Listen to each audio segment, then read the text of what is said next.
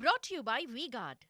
સૌથી મહત્વપૂર્ણ મુદ્દા પર જે અત્યારના સૌથી મોટા બ્રેકિંગ ન્યૂઝ છે પીએમ મોદીના એનડીએ નેતાઓ સાથેની બેઠક પૂર્ણ થઈ ગઈ છે દિલ્હીમાં અને બેઠકમાં એનડીએના નેતાઓએ પ્રધાનમંત્રી સાથે ચર્ચા કરી છે નવી સરકારની રચના અંગે કરવામાં આવી છે ચર્ચા અત્યારના સૌથી મોટા સમાચાર એનડીએની મહત્વપૂર્ણ બેઠક સરકાર રચવા અંગેની દિલ્હીમાં પૂર્ણ થઈ ચૂકી છે અને આ બેઠકમાં તમામ એનડીએના મોટા માથાઓ ચિરાગ પાસવાન નીતિશ કુમાર ચંદ્રબાબુ નાયડુ સાથે જ તમામ મોટા નેતાઓ હાજર રહ્યા હતા અને આ બેઠક પૂર્ણ થઈ ગઈ છે બેઠકમાં નીતિશ કુમાર ચંદ્રબાબુ નાયડુની હાજરી રહી છે સાથે જ અમિત શાહ રાજનાથ સિંહ જેપી નડ્ડા પણ બેઠકમાં હાજર રહ્યા મહારાષ્ટ્રના સીએમ એકનાથ શિંદે પણ આ બેઠકમાં હાજર રહ્યા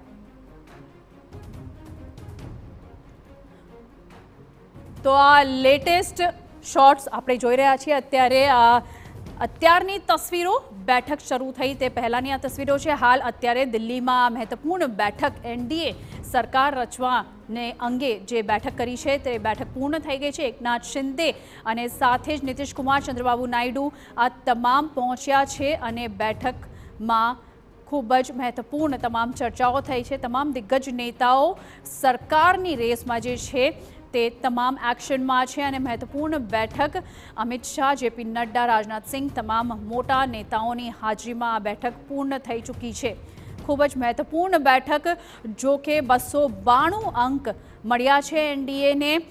જે આશા હતી એનડીએના 400 પારની તે એવું લાગી રહ્યું છે ખૂબ જ વધારે આશા રાખી લીધી હતી અને ઓવરકોન મોદીનું જે પરિણામ આવ્યું છે આપને જણાવી દઈએ કે મોટું નિવેદન સામે આવ્યું છે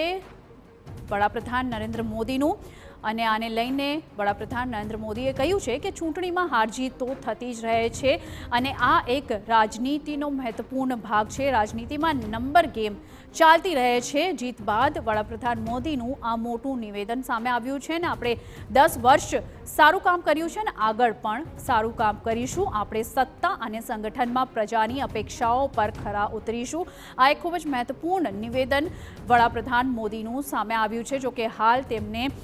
રાષ્ટ્રપતિ દ્રૌપદી મુર્મુને પોતાનું રાજીનામું સોંપી દીધું છે અને હવે નવા સરકારના ગઠનની કવાયત શરૂ થઈ ગઈ છે જેના માટે એનડીએની એક ખૂબ જ મહત્વપૂર્ણ બેઠક થોડી વખત પહેલાં જ દિલ્હીમાં પૂર્ણ થઈ છે અને તો બીજી તરફ સૌથી મોટા સમાચાર જે દિલ્હીથી આવી રહ્યા છે એ છે કે ઇન્ડિયા ગઠબંધનની પણ મોટી બેઠક 6 વાગ્યે શરૂ થવાની હતી જે થોડી વારમાં જ શરૂ થઈ જશે મંત્રી પરિષદની બેઠક બાદ પીએમ મોદી પીએમ પદેથી રાજીનામું આપી દીધું છે રાષ્ટ્રપતિ દ્રૌપદી મુર્મુને વડાપ્રધાન મોદીએ પોતાનું રાજીનામું સોંપી દીધું છે અને આજે જ એનડીએ દાવો રજૂ કરી શકે છે સૂત્રો તરફથી જે આ તમામ મહત્વપૂર્ણ માહિતી મળી રહી છે તે મુજબ સરકાર બનાવવાનો દાવો આજે એનડીએ રજૂ કરી શકે છે એનડીએ નેતાઓ રાષ્ટ્રપતિને મળી શકે છે આ તમામ મોટી માહિતી અત્યારે સામે આવી રહી છે જેમાં નડ્ડા રાજનાથ સહિતના તમામ નેતા રાષ્ટ્રપતિને મળી શકે છે તો એનડીએ આજે પોતાની સરકાર રચવા માટેનો દાવો રાષ્ટ્રપતિને સામે રજૂ કરી શકે છે અને સમર્થનમાં એક પત્ર પણ સોંપી શકે છે સૂત્રો તરફથી આ એક ખૂબ જ મહત્વપૂર્ણ માહિતી હાલ સામે આવી રહી છે Brought to you by V-Guard.